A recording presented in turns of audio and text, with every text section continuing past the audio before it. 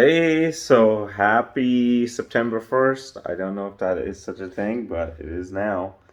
And we're doing another video. I can't believe it's already September 1st. A year is almost over.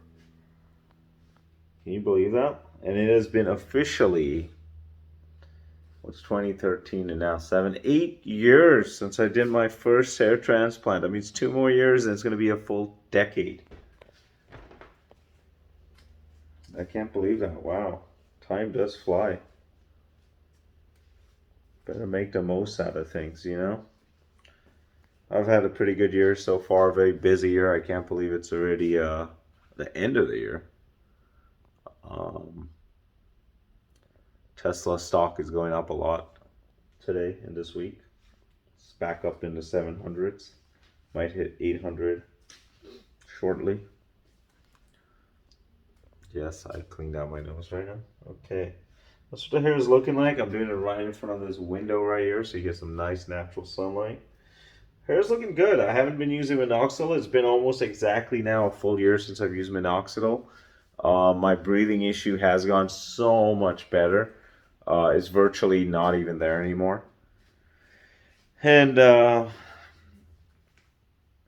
it could even be just my diet. I have been eating so much better for like the past year. I've really reduced carbs and bread and stuff like that. And especially white bread. I don't know if that had an effect with it, but it could have been. But that's my hair. I am going to cut this one short because I do have a little bit of a busy day today. And I am going to get started on that. But you can see how it's looking. I do need a haircut. I do need to dye it even. But it's not enough time right now. Got this kind of bushy little mop on top right now. Going on. That's what it's looking like after 8 years. Let me know what you think. Leave your comments. And, I will see you next month during, it's not Halloween yet. 2 more months. But in the fourth quarter then.